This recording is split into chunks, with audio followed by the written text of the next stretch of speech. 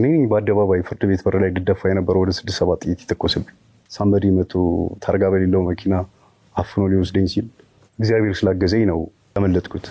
ሰላም የተወደዳችሁና የተከበራችሁ የቻናሌ ተከታታዮች እንደምን አላችሁ? ባሳለፍናቸው ጥቂት ቀናቶች አትሌት ገለቴ ቡርቃ በገዛ ባለቤት ተታልዬ 10 መሬትና 4 መኪና ከእጄ ወጥቶ አሁን ጎዳና ልወጣ ነው በማለት ሚዲያ ላይ በተናገረችው መሰረት በመላ ኢትዮጵያውያን ዘንድ ከፍተኛ ቁጣን ቀስቅሶ ነበር።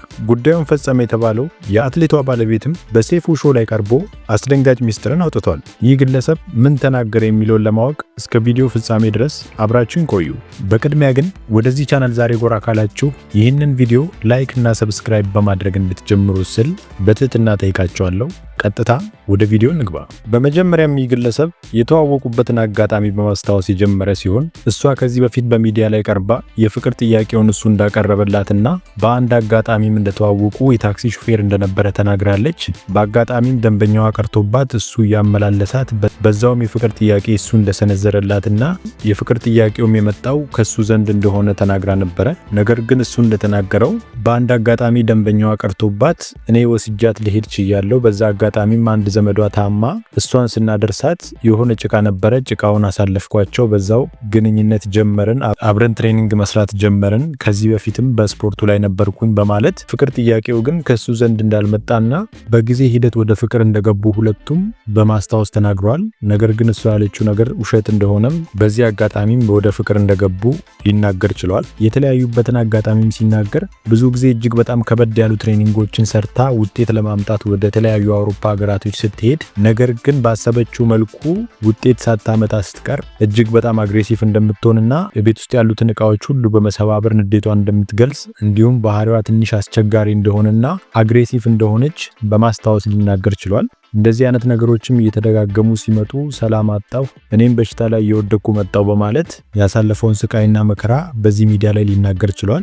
ውጤቷ እንዳይበላሽ ስለፈለኩም ይህንን ነገር አፍኜ በውስጤ ከያዝኩት በኋላ ኤርፖርት ድረስ ከሸኘዋት በኋላ ውድድሩን በድል አሸንፋ ስትመለስ ኪናልኬ ላሊበላ ለ10 ቀን ያህል ራሴን ለማዳመጥ ሄድኩኝ በማለት ተናግሯል። ደብዳቤውን የጻፈውም እሱ እንደሆነና መለያየት እንደሚፈልግ አስቦበት ቀለበቱንም እዛው ደብዳቤ ላይ አስቀምጦ እንደሄደ ተናግሯል። ከሄደበትም ስፍራ ሲመለስ ስልኩን ከፍቶ ሽማግሌዎችም አግኝተውት አንድ ላይ እንዳነጋገሯቸውና ነገር ግን እሱ በአቋሙ እንደጸናና ፍቺውን እንደሚፈልግ አስረግጦ በመናገሩ ምክንያት ነገር ግን በሷ በኩል ምንም አይነት ፍቺ እንደማትፈልግና እሱን ልትፈታው እንደማትፈልግ ተናግራ ነበረ።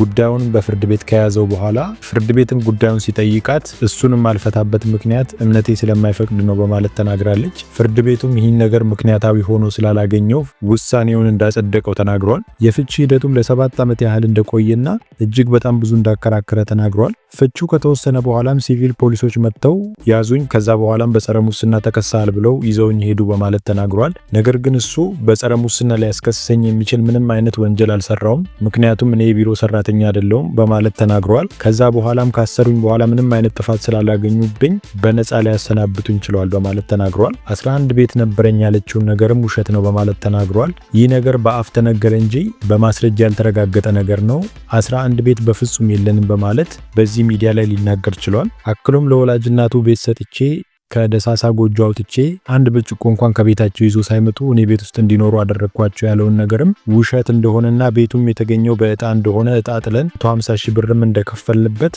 በማስረጃ እንዳለው ተናግሯል። በአንጻሩ ደግሞ የሷን ወላጅ እናት ከፈሌ ከሚባል ቦታ አምጥተን ሻሸመኔ 400 ካሬ ሜትር ላይ ያረፈ የተንጣለለ ቪላ ላይ እንዳኖርናቸውና ይህንም ጉዳይ እየተመላለስን ቤታቸውን ሰርተን እስክንጨርስ ድረስ እያገዝናቸው ዕቃ እያሟላን ሁለታችንም አንድ ላይ አስገብተናቸዋል በማለት ተናግሯል። ነገር ግን የሱ ወላጅ እናት በስጦታ መልክ ይህን ቤት እንዳላገኘችና በእጣ እንደሆነና ገንዘብም የተከፈለበት እንደሆነ ቃል በቃል በመናገር እንደዚህ አይነት ነገር እንዳልተፈጸመ ሊናገር ችሏል። ከዚህ በፊትም ይቺ ግለሰብ ሚዲያ ላይ ቀርባ ሊገለኝ እያስፈራራኝ ነው፣ የግድያ ሙከራ እያደረገብኝ ነው በማለት የተናገረች ሲሆን ይህ በመሆኑ ምክንያትም ለ1 ዓመት ያህል ከቤት ሳልወጣ ቤቴን ዘግቼ ቁጭ ብዬ በፍርሃት ነው ያለው፣ ትሬኒንግም ሰርቼ አላውቅም በማለት በእንባ ጭምር የተናገረችበትን አጋጣሚ በማስታወስ እሱ ምላሽን ሲሰጥ ይህን ነገር በመስማቱ እጅግ በጣም እንዳዘነና ምናልባትም እሱ ላይ የተደረገውን ነገር የእሱን ጩኸት እየጮኸች እንደሆነ በመናገር እንደዚህ አይነት ነገሮች የደረሱበት እሱ ላይ እንጂ እሷ ላይ አለመሆኑን በመናገር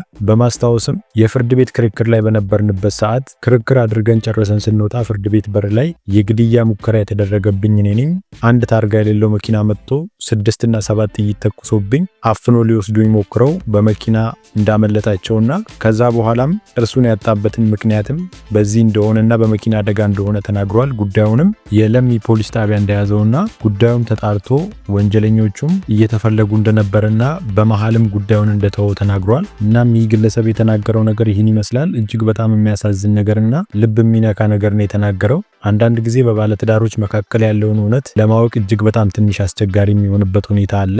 በአንድ በኩል እሷ በእንባ ታጅባ የተናገረችውን ነገርም ብዙ ሰዎች አምነዋትና የእሷን ሀዘን እያዘኑ ይገኛሉ። ነገር ግን አሁን ይህ ግለሰብ ሰይፉ ሾው ላይ ቀርቦ ምላሽን ከሰጠ በኋላ አንዳንድ ግለሰቦች ጉዳዩን እያጤኑትና እየተገረሙበት ይገኛሉ።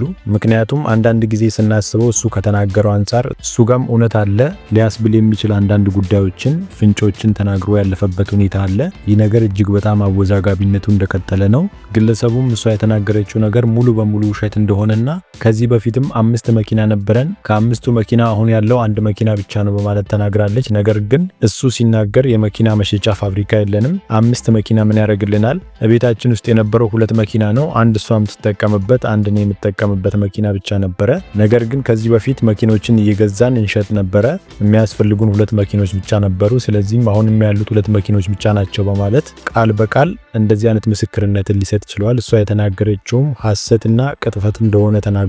የዛሬው ቪዲዮ ይህን ይመስል ነበር። እናንተስ ምን ታስባላችሁ? በዚህ ዙሪያ ያላችሁን ሐሳብ አስተያየት በኮመንት አጋሩኝ። እንደዚህ አይነት ተጨማሪ አስተማሪና ገንቢ ቪዲዮዎች በየጊዜው እንዲደርሷችሁ ላይክ እና ሰብስክራይብ በማድረግ ቤተሰብ እንድትሆኑ ስል በትህትና ጠይቃችኋለሁ። መልካም ቀን።